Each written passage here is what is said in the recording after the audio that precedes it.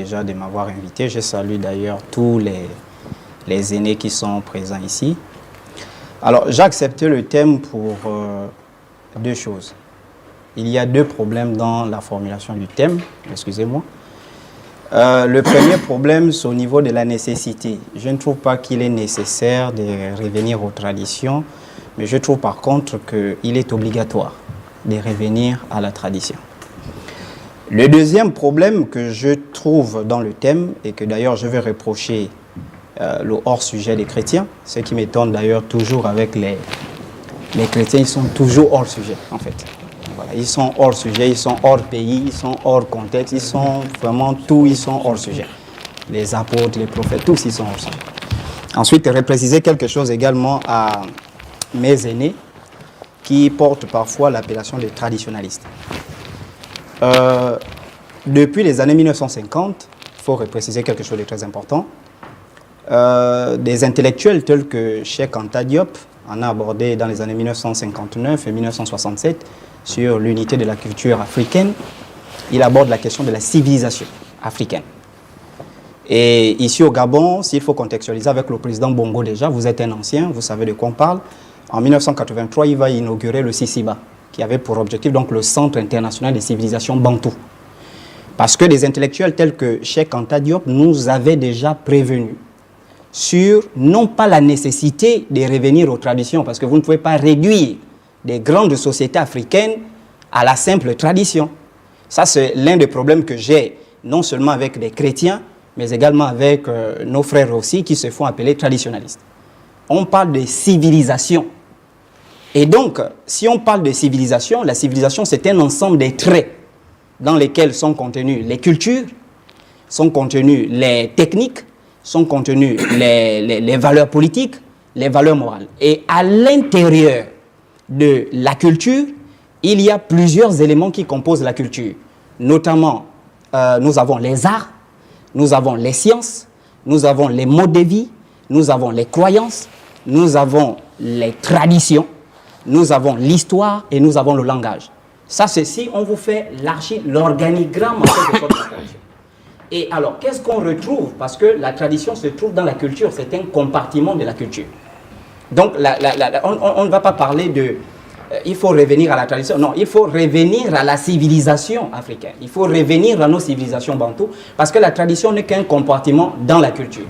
Ensuite, qu'est-ce qu'on retrouve dans la tradition? Dans la tradition, on retrouve, si on prend la définition des anthropologues, des historiens et des sociologues, la tradition, c'est un ensemble de connaissances et un ensemble de pratiques propres à des communautés humaines transmises de génération en génération. Et cette transmission se fait soit par écrit, mais à 99% par voie orale. Et donc, quelles sont les connaissances? Parce qu'il faut s'identifier d'abord dans la construction de la chose. Quelles sont les connaissances qui sont transmises dans les traditions? Il y a des us et coutumes, et il y a des normes de comportement dans le mot connaissance. Dans les us et coutumes, nous avons des normes sociales, nous avons le droit coutumier, le droit bantou, et ensuite c'est ce droit-là, ces habitudes qui vont régir les comportements des hommes en société. Et dans les comportements, qu'est-ce que nous avons? Nous avons des comportements alimentaires, nous avons l'espérance de vie dans les comportements, nous avons le comportement, la maternité de la femme, la paternité, le comportement social de l'enfant, les comportements défensifs, les comportements agressifs, tout ce qui concerne. Et donc, dans les traditions, parce que je tiens quand même à interpeller certaines personnes, à faire la distinction, et je pense que si je me trompe, les éthologues, les anthropologues, les sociologues et les historiens vont me corriger, il faut quand même faire la distinction entre la tradition, la culture et la civilisation. Parce que lorsqu'on parle de retour aux sources, dans la tête des gens, ben, il faut retourner à la tradition. Et ils font la confusion entre tradition et croyance. Parce que nous, dans la civilisation bantou, nous avons des croyances. Et dans ces croyances, nous avons des croyances religieuses, des croyances non religieuses et des croyances philosophiques qui sont propres aux Africains. Tout à fait. Et c'est de cette croyance que nous devrions parler aujourd'hui. Voilà, c'est des croyances que nous devrions parler. C'est de ça qu'il s'agit. Et pas est-ce que retourner, parce que si on aborde la question d'une manière générale, très bien, on va aller se perdre dans tout ce qui a un lien avec toute la sociologie qui est autour. Mais maintenant, sur le plan spirituel, est-ce que tu estimes qu'il faudrait... Sur le plan des croyances. Oui, sur le plan des croyances, oui, retourner à nos croyances pour s'approcher de Dieu ou garder les croyances importées? Et c'est comme je vous ai dit, Dieu a parlé à tous les peuples sur terre. Il n'y a pas un peuple qui a été choisi pour dire bon, ça c'est le peuple juif, c'est ce peuple avec qui je vais travailler, comme il est écrit dans la Bible, hein, la Bible des chrétiens, si vous donnez au pasteur, il est écrit, il a d'abord choisi les juifs, il est venu, les juifs l'ont rejeté et il s'est tourné vers les Africains comme bon, nous on est des cons quoi, on n'a rien à faire. Et puis voilà, Dieu, oui, excusez-moi, Dieu choisit un peuple, quand le peuple là refuse de pratiquer certaines choses avec lui, il se dit bon, je vais aller là-bas, il y a des Gabonais, je vais aller me réfugier là-bas. Qu'est-ce qu'il faut comprendre de façon simple? Dans notre civilisation bantou, nous avons des croyances. Et dans ces croyances, nous croyons en Dieu. Est-ce que vous comprenez? Dieu existe. Et donc, il est obligatoire de revenir à cette croyance qui est authentique. D'ailleurs, comme le grand frère disait ici, on ne peut pas prétendre adorer Dieu avec les traditions des autres. Il parlait bien, quand vous prenez la Bible, 99% ce sont les traditions du peuple juif. Mais les traditions africaines sont plus puissantes que les traditions qui sont contenues dans le peuple juif, dans la Bible juive. Et d'ailleurs, beaucoup de leurs hommes de Dieu en ont cité. Je vais citer William Branham, que vous connaissez énormément.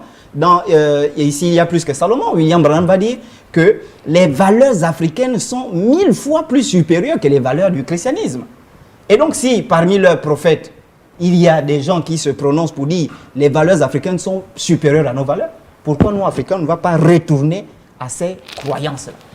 Et donc, ce n'est qu'en se rapprochant de nos croyances, en nous imprégnant de nos croyances, qu'on pourra développer l'Afrique. Pourquoi? Je répète, si spirituellement nous sommes morts, il n'y a pas un impact positif sur le plan politique, sur le plan économique, sur le plan culturel, sur le plan sociologique, sur le plan religieux, tout ce qu'il y a. C'est chaotique. Et qu'est-ce que tu entends par mort spirituelle? La mort spirituelle, c'est de... Le grand frère disait ici, la prostitution spirituelle. Je prends un exemple. J'ai posé la question à l'un de mes étudiants un jour qui est venu me voir. Il m'a dit, vraiment, j'ai des problèmes. J'ai des problèmes spirituels. À chaque fois que j'ai envie de quitter chez moi, je n'arrive pas. Je lui ai posé la question, tu as quel âge? Il m'a dit, j'ai 30 ans. Je lui ai posé la question, est-ce que tu es chrétien? Il m'a dit, oui, je suis chrétien. J'ai dit, quel est ton modèle dans la Bible? Il m'a dit, Abraham. J'ai dit, ton problème c'est quoi? Il dit, non, à chaque fois qu'il quitte la maison familiale, il a toujours tendance à revenir. J'ai dit, mais si tu prends, donc quand tu pries, tu demandes à Dieu de faire de toi quelqu'un qui est comme Abraham. Oui. J'ai dit, mais Abraham a quitté la maison de son père à quel âge? À 75 ans. Mais c'est ça la mort spirituelle. La transposition, on prend les cultures, les traditions des autres, on transpose à des... Ça ne marche pas. Vous comprenez un peu? Ça ne marche pas. La mort spirituelle commence par là, prendre des religions importées qu'on vient donner aux gens comme si c'était des religions qui étaient vraies et on établit ces religions comme absolues en disant que si tu ne fais pas ça, tu vas mourir. Aujourd'hui, dans les églises, on vous dit que si tu ne vas pas à l'église, tu vas mourir. Moi, j'ai été dans les églises. Je vous dis, mon ancienne église où j'ai prié aujourd'hui, on dit je suis un démon. Parce que je dénonce la fausseté des pasteurs. On dit non, lui, il est devenu démon, il a un mauvais esprit. Mais c'est ça la preuve de la mort spirituelle. On prend les statistiques de la conférence épiscopale gabonaise. Nous sommes pratiquement, on parle de l'hypothèse que nous sommes 2 millions d'habitants. Il y a 80% de la population est chrétienne. Suivez bien. 80% de la population est chrétienne et on prend 10% de ceux qu'ils appellent les animistes et ensuite 10% des musulmans. Donc 100%. 80% de la population est chrétienne. Qu'est-ce qui marche aujourd'hui sur le plan spirituel au Gabon? Avec 80% des chrétiens. Ce sont les mêmes chrétiens qui disent, les Béninois viennent ici, avec le vaudou, ils prennent le travail, ils fétichent nos dirigeants tous, et pourtant nous sommes 80% des chrétiens. Si on fait le pourcentage, c'est sur 2 millions d'habitants, on suppose 2 millions d'habitants, c'est 1 600 000 de la population qui est chrétienne. Ça veut dire que si les 1 600 000 se réunissent pour prier, le Gabon change en un jour. Alors, où est le problème? Parce qu'ils sont morts spirituellement. Tous sont maudits. On va en arriver là. Je sais que les téléspectateurs commencent un